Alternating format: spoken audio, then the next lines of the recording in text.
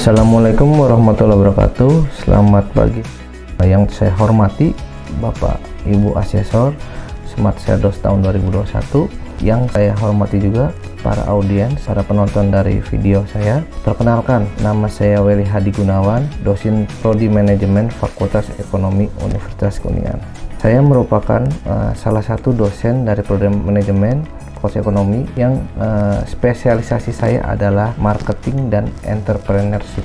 Saya mengampu mata kuliah bisnis. Saya akan menjelaskan dari mata kuliah bisnis tersebut dengan deskripsi mata kuliah tersebut adalah merupakan mata kuliah prasyarat untuk mata kuliah kewirausahaan dan digital entrepreneurship. Mata kuliah ini diajarkan dengan mekanisme untuk menghasilkan atau memberikan gambaran kepada mahasiswa tentang dunia bisnis yang sedang terjadi.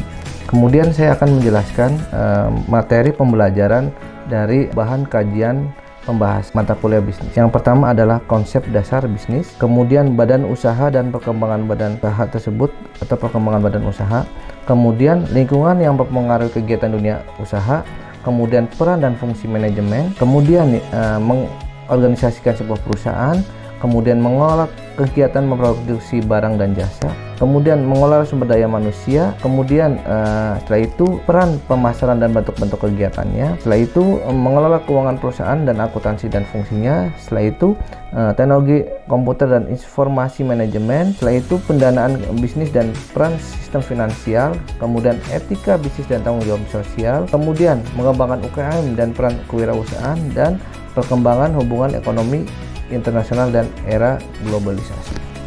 Metode pembelajaran saya itu dengan menggunakan DIA atau Delivery Interaction Assessment, yang merupakan salah satu teknik yang digunakan adalah delivery adalah salah satu penyampaian kepada mahasiswa dengan saya memberikan beberapa referensi buku, salah satunya adalah Bob Sadino Suktirno atau Jeff Madura.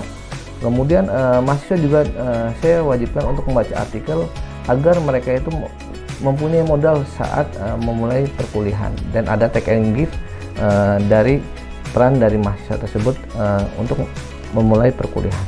Kemudian interaction, cara berinteraksi kepada mahasiswa dengan saya memberikan beberapa isu-isu terkini atau adanya kuis yang saya akan berikan dengan soal-soal bentuk kondisi bisnis yang sedang terjadi dengan kasus-kasus yang terjadi saat ini, sehingga mahasiswa itu bisa aktif dan memberikan kegiatan take and give yang baik di dalam perkuliahan. Yang setelah itu assessment, yaitu setiap perkuliahan, pada awal perkuliahan saya memberikan kontrak perkuliahan, yaitu dengan memberikan poin, yaitu dari UTS itu sekitar 30%, UAS itu 40%, tugas 20%, dan absen 10%. Dan saya saat perkuliahan luring, karena saat ini pembelajaran itu blended learning atau membagi dua, yaitu dari offline dan online.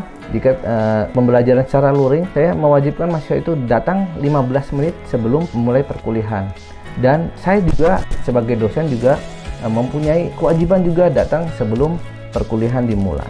Jadi adanya kedisiplinan yang terjadi antara saya dan mahasiswa dan memberikan pembelajaran bahwa perkuliahan itu harus secara disiplin. Adapun luaran yang saya akan berikan kepada mata kuliah bisnis ini yaitu berupa yang pertama, mampu mengaplikasikan ilmu manajemen, kemudian mampu memanfaatkan ilmu pengetahuan dan teknologi pada bidang manajemen, yang ketiga, mampu beradaptasi terhadap situasi yang dihadapi, yang keempat, menguasai konsep teoritis bidang ilmu manajemen secara umum, kemudian mengformalisasikan penyelesaian masalah prosedural dasar manajerial, kemudian mampu mengambil keputusan berdasarkan analisis informasi dan data.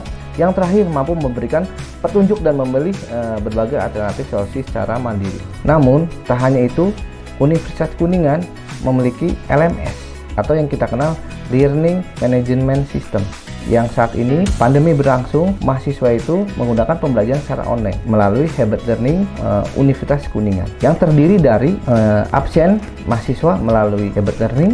Kemudian jika dosen ingin masukkan materi dalam pembelajaran melalui Hybrid Learning, kemudian adanya sesi tanya jawab bisa disampaikan melalui Hybrid Learning, dan berikut contoh pembelajaran online melalui Zoom Meeting. Berikut ini contoh pembelajaran dari saya berupa online dengan menggunakan Zoom Meeting.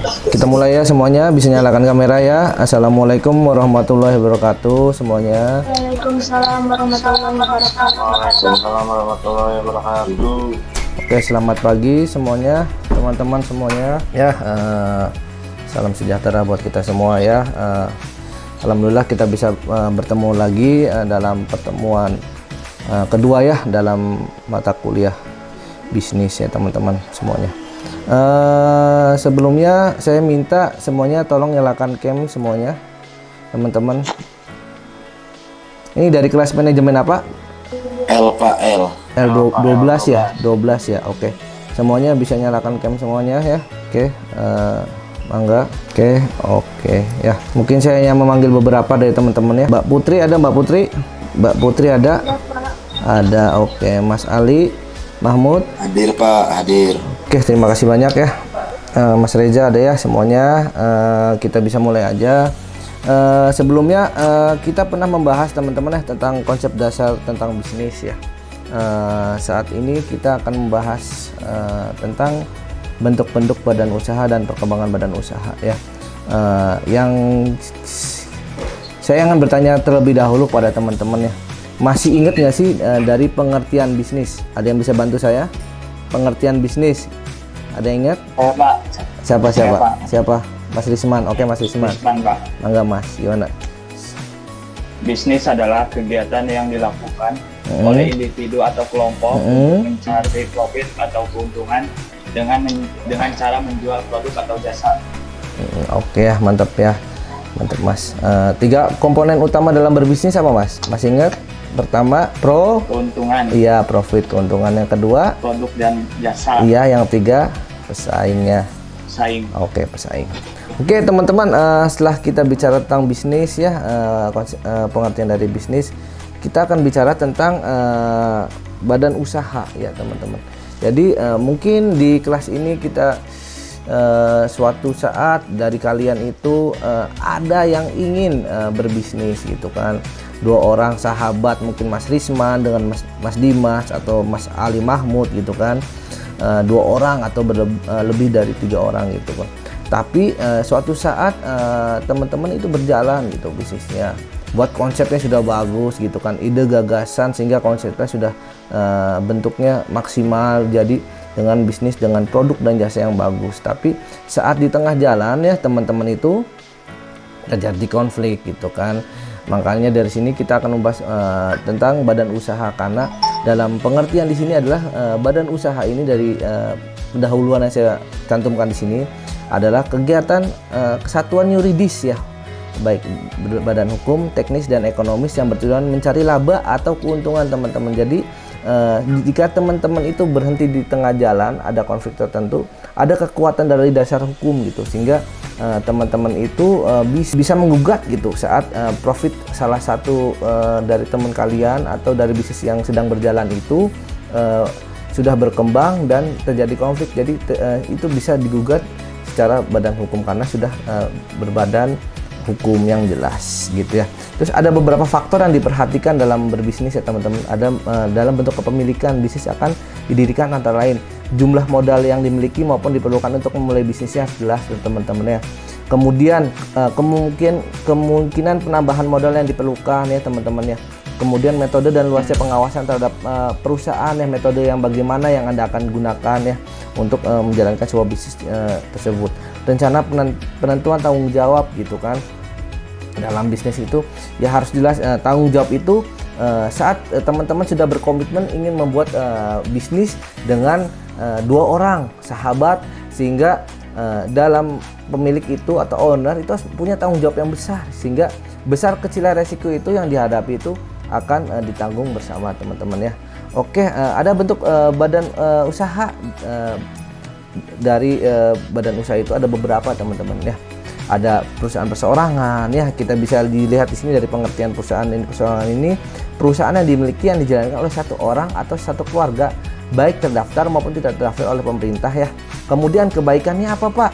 Mudah pendiriannya ya, pemilikan yang bebas dalam mengambil keputusan, seluruh keuntungan menjadi hak pemilik perusahaan ya, sepenuhnya kerahasiaan perusahaan terjamin dan dikelola oleh secara fleksibel dan bebas ya teman-teman. Kemudian keburukannya apa? Unlimited liability, modal terbatas, kualitas manajemen dan pekerjaan relatif terbatas, kelangsungan hidup dalam perusahaan. Itu jadi mungkin saya juga punya usaha ya teman-teman. Jika saya punya usaha di Cirebon, itu menjadi badan perseorangan karena kita dalam mudah pendiriannya, pemilikan bebas dalam mengambil keputusan karena bicara dengan perseorangan gitu kan. Keuntungan menjadi hak pemilik perusahaan, sepenuhnya kerahasiaan perusahaan terjamin karena itu benar-benar rahasia dari pemiliknya. Dia tidak akan go public gitu kan, buka-buka rahasia tentang perusahaan yang sedang berjalan dan dikelola secara fleksibel dan bebas. Oke, next kita bicara kedua itu firma ya. Ini saya membuat pengertian juga, atau saya mencantumkan pengertian terkait dari firma ya. Berasal dari bahasa Belanda atau Vennoot de onder firma. Firma artinya nama bersama. Jadi firma adalah sebuah bentuk persekutuan untuk menjalankan usaha antara dua orang atau dengan memakai nama yang bersama gitu kan. Saat dua sahabat ini membentuk firma dengan persekutuan menjalankan usaha bersama gitu kan. Kebaikannya bagaimana Pak? Jumlah modalnya relatif lebih besar, lebih mudah mencari kredit, kemampuannya manajemennya juga lebih besar karena sudah bentuknya firma teman-teman. Kemudian keburukannya bagaimana? Tanggung jawab pemilikan tidak terbatas terhadap hutang perusahaan, kekayaan pribadi juga menjamin bagi hutang-hutang firma. Kerugian harus ditanggung bersama, kelangsungan perusahaan yang tidak menentu. Itu dari firma. Kebaikan dan keburukan dari firma teman-teman. Oke, kita bicara CV atau personal communicator ya. Dari personal communicator ini kita bicara CV merupakan suatu bentuk pengertian dari CV ya teman-teman. Merupakan suatu bentuk badan usaha yang didirikan dua orang atau lebih mencapai tujuan bersama dengan tingkat keterlibatan yang berbeda dengan antara sekutu dan aktif dan pasif. Ada beberapa sekutu ya, dari pengertian dari sekutu tersebut ada sekutu aktif dan sekutu pasif. Ini bisa saya gambarkan, gamblangkan ya teman-teman. Ada sekutu aktif adalah sekutu yang memberikan modal, uang dan tenaganya, kelangsungannya perusahaan yang bertanggung jawab penuh dengan seluruh harta bendanya, disebut juga anggota pengurus. Kalau sekutu pasif bagaimana Pak? Sekutu hanya menyertakan modal saja dan tidak ikut campur dalam urusan operasional dan bertanggung jawab terbatas sebesar modal yang di-store-nya ya teman-teman ya. Oke, keanggotaannya ada 5 teman-teman ya. Keanggotaan dalam CV itu ada 5. Sekutu diam, sekutu pimpinan, sekutu rahasia ya, sekutu dorman dan sekutu senior dan junior ya. Kita bicara dalam CV ini ada keanggotaan dalam sekutu diam, itu sekutu yang tidak aktif dalam kegiatan perusahaan teman-teman. Kemudian sekutu pimpinan atau general partner, anggota yang aktif dalam kepengurusan CV turut memimpin perusahaan dan bertanggung jawab secara tidak terbatas terhadap utang perusahaan ya. Kebetulan selanjutnya sekutu rahasia atau secret partner, anggota yang aktif dalam perusahaan yang tidak diketahui oleh umum bahwa mereka termasuk anggota dalam CV. Kemudian sekutu dorman atau dorman partner, sekutu yang tidak aktif dalam perusahaan yang tidak diketahui sebagai anggotanya. Kemudian sekutu junior dan junior ya, senior junior partner atau keanggotaan perusahaan yang didasarkan pada lamanya investasi, lamanya mereka bekerja dalam sebuah perusahaan. Itu ada 5 keanggotaan dalam CV ya. Kemudian kita akan bicara tentang kebaikan dan keburukan dalam CV teman-teman ya. Kebaikannya bagaimana Pak? Keburukannya bagaimana ya? Makanya saya akan membahas dalam pertemuan hari ini ya.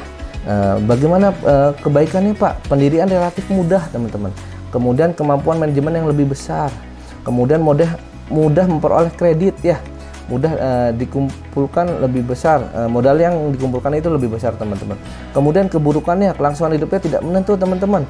Kemudian sulitnya menarik kembali modalnya, terutama bagi sekutu pimpinan dan sekutu mempunyai tanggung jawab yang tidak terbatas terhadap CV-nya. Itu baik dari kebaikan dan keburukan dari CV.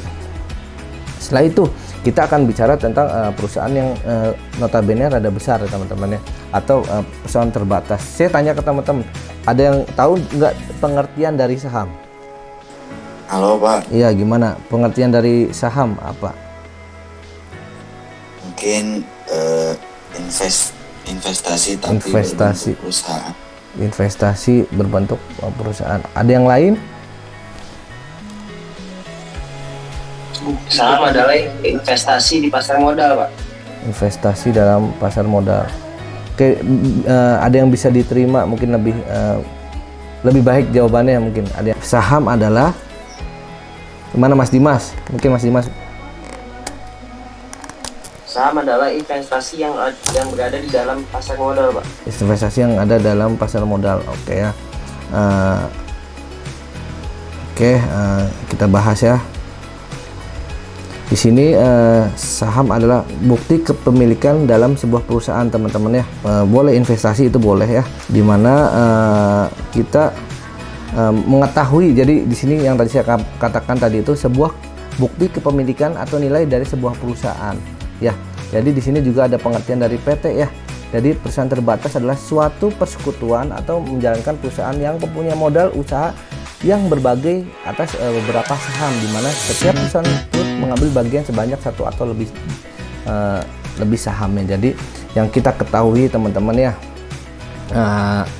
jika kita lihat gitu ya, sebuah perusahaan yang saya ketahui itu Lintas Marga atau Jalan Tol Cipali itu dulu itu pemiliknya dari Bapak Sandiaga Uno ya. Mungkin saya ingin membahas atau mereview kembali tentang pengertian dari saham, bahwa dulu itu pemiliknya dari Bapak Sandiaga Uno, kemudian dari Bapak Sandiaga Uno itu dijual gitu kan kepada investor dari Malaysia ya. Kemudian itu karena Bapak Sandiaga Uno itu menyalonkan sebagai calon wakil gubernur saat itu ya. Saat ini dijual kembali teman-teman ya, dari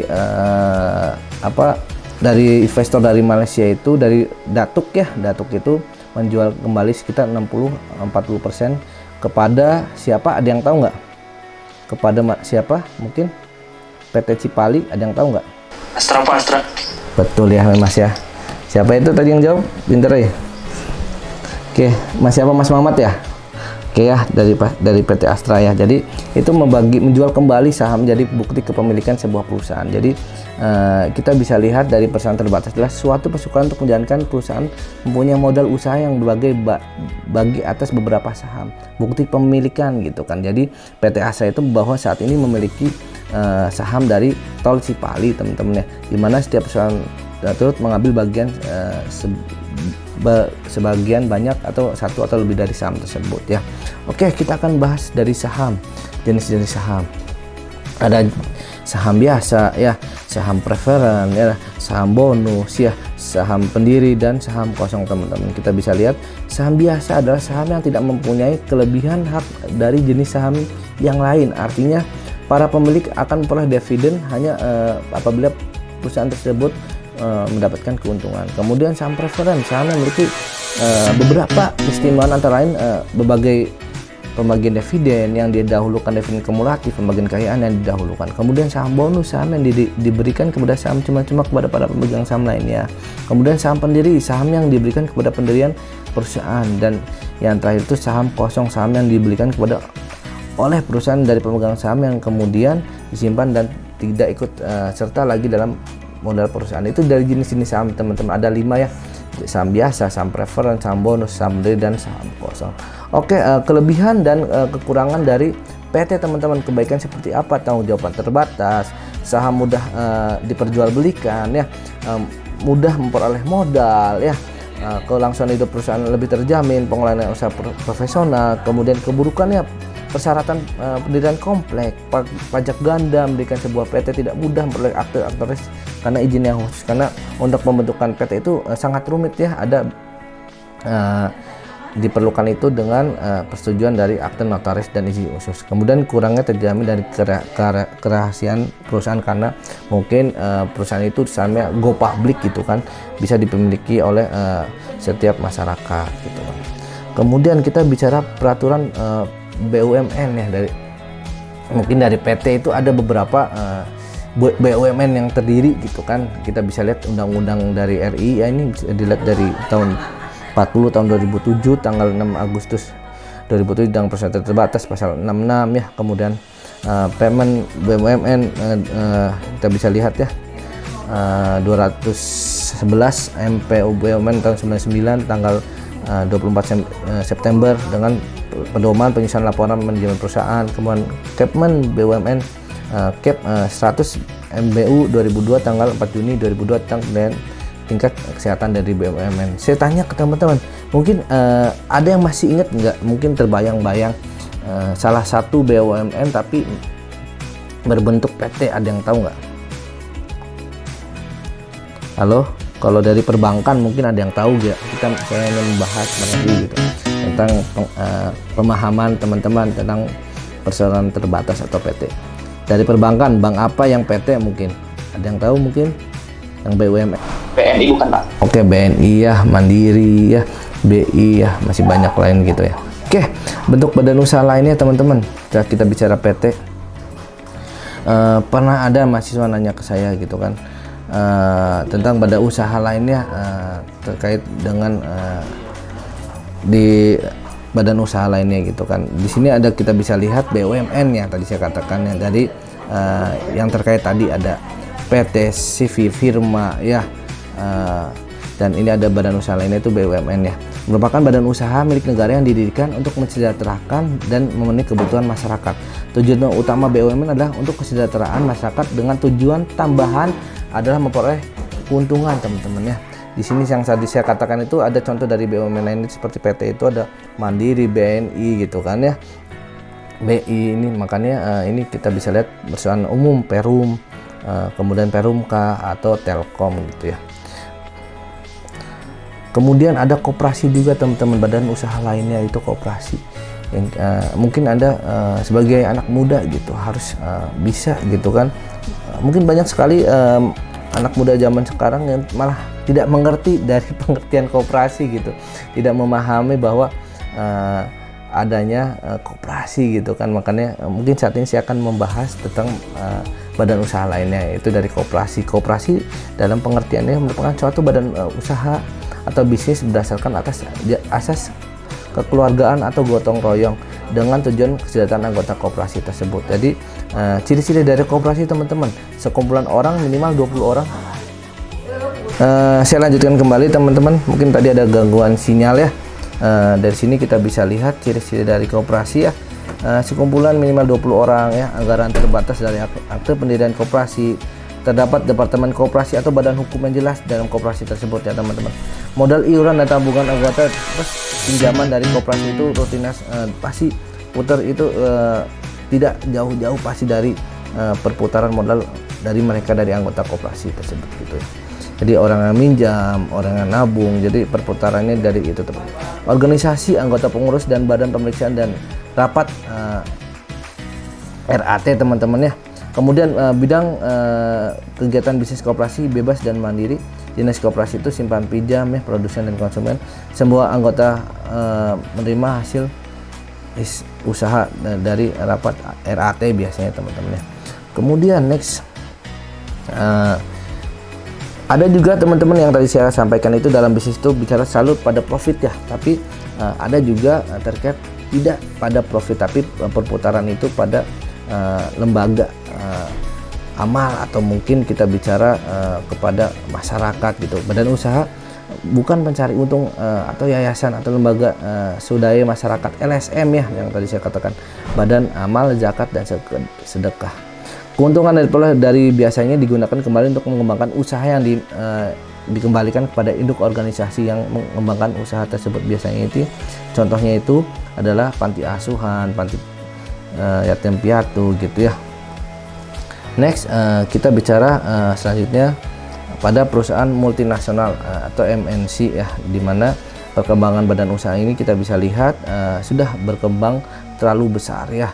Adanya perusahaan yang ada di Indonesia gitu, atau perusahaan Indonesia ada di luar gitu kan, dimana dari pengertian ini perusahaan besar dari negara maju berkembang usahanya meluas ke berbagai negara dalam bentuk PT atau saham yang tetap dimiliki oleh perusahaan induk, misalnya Honda ya, Sony, Philips, Citibank atau McDonald yang kita bisa lihat di seluruh kota itu pasti ada ya, Unilever dan lain-lain.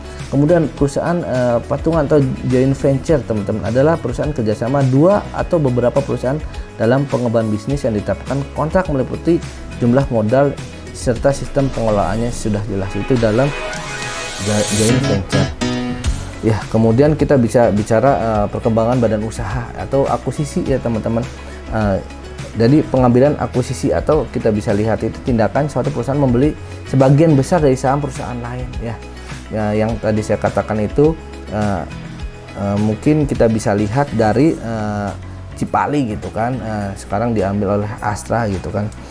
Kita bisa lihat ini contoh yang lain juga, BRI mengakui PT Bank Argo, PT RI mengakui PT Pigi, Mudixmo, BR, dan salah satu itu yang terakhir itu penggabungan atau merger.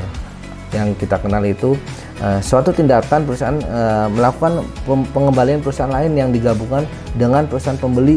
Mungkin kalau di perbankan saya akan sampaikan itu pada contohnya Bank Mandiri, dari merger dari beberapa bank pada tahun 98 itu banyak bank-bank yang sudah collab teman-teman, mereka itu butuh dana, makanya ada tindak lanjut dari BI untuk memerger beberapa bank, salah satunya itu dari BBD, terus BDN ya, Bank Bumi Daya, Bank Dagang Negara, Exim, Bapindo ya teman-teman, menjadi salah satu gabungan dari merger yaitu Bank Mandiri. Yang saat ini juga ada Bank Syariah Indonesia ya, yang Anda ketahui itu dari BNI Syariah, BRI Syariah gitu kan, dari Syariah, karena mereka itu kekurangan dana, meminta bantuan dari BI untuk menindaklanjuti dalam proses operasional dari sebuah perusahaan, makanya ada penggabungan dari merger tersebut ya. Oke, ini dari pengertian atau penggabungan merger itu ada 3 ya, penggabungan horizontal, vertikal, dan konglomerat ya. Jadi penggabungan horizontal itu perusahaan membeli perusahaan lain dengan memproduksi barang yang sama atau mirip. Kemudian penggabungan vertikal tujuan untuk meningkatkan efisiensi dalam proses produksi, peningkatan efektivitas dalam pemasaran ya. Kemudian terakhir penggabungan konglomerat itu menghasilkan barang yang sangat berbeda dengan barang yang dihasilkan ya. Oke, ini yang terakhir kita bicara tentang sebelum yang terakhir ada nasionalisasi, itu bicara pada bertujuan untuk menghindari pengaliran keuntungan luar negeri dan penggunaan keuntungan tersebut untuk kepentingan masyarakat. Jadi saat Anda menjadi entrepreneur dan sudah punya perusahaan besar ya, jangan lepas dari nasionalisasi teman-teman. Nasionalisme Anda kudu kuat, jangan sampai Anda mengalirkan dana keluar gitu. Jadi bahaya banget gitu ya, karena banyak contoh-contohnya yang terjadi gitu. Kemudian privatisasi itu bertujuan melakukan perombakan sistem ekonomi pada sistem ekonomi bebas. Privatisasi digolong menjadi perusahaan menjadi sepenuhnya milik swasta, pemerintah memiliki saham perusahaan yang lebih dari 50%. Kemudian divestasi merupakan penjualan ke atas salah satu bidang operasional perusahaan menjadi salah satu usaha yang dimiliki oleh perusahaan induk. Oke, yang terakhir teman-teman ya, bicara franchise atau waralaba ya, dimana Anda sering melihat ya ada janji jiwa atau sekarang lagi marak-maraknya itu cisti, tehti ya teman-teman, yang lain-lain ya, waktunya akan habis ya. Dimana itu merupakan pengertian ya, memahami bahwa memberikan hak seorang perusahaan untuk beroperasi melakukan kegiatan seperti yang dilakukan suatu perusahaan lain merupakan kegiatan yang cukup populer di bidang usaha yang dijalankan secara kecil-kecilan ya. Oke, dan ini dari contoh dari waralaba. Oke teman-teman, jangan lupa nanti Anda absen di Hebat Learning ya, terkait perkuliahan hari ini ya, karena tetap berjalan Hebat Learning ya. Oke, terima kasih ya. Ini mungkin ada quotes ya, sukses harus diawali dari sebuah perubahan yang utama ada perubahan dari cara berpikir pandang Anda. Oke, saat ini saya cukupkan perkuliahan hari ini. Apakah ada yang ditanyakan tentang badan usaha? Ada yang ingin ditanyakan tentang materi saat ini? Cukup Pak. Cukup jelas. Oke, ada yang ditanyakan? Sudah cukup jelas. Oke, kalau tidak ada yang ditanyakan, saya tutup deh perkuliahan hari ini. Makasih banyak atas partisipasi dari kalian, luar biasa ya, apalagi saat ini perkuliahan masih menggunakan online ya, kita bisa menggunakan Zoom. Pandemi masih berlangsung karena saya harapkan itu pandemi itu sudah tidak langsung lagi, jadi kita bisa tatap muka ya, bisa ketemu langsung perkuliahan secara normal. Oke, itu saja dari saya teman-teman. perkuliahan hari ini saya tutup. Wabillahi taufiq hidayah. Wassalamualaikum warahmatullahi wabarakatuh. Waalaikumsalam Pak. Waalaikumsalam. Warahmatullahi wabarakatuh. Oke, itu saja yang bisa saya sampaikan. Terima kasih banyak Bapak Ibu asesor, audiens, dan para penonton video saya. Kurang lebihnya mohon maaf. Wabillahi taufiq hidayah. Wassalamualaikum warahmatullahi wabarakatuh.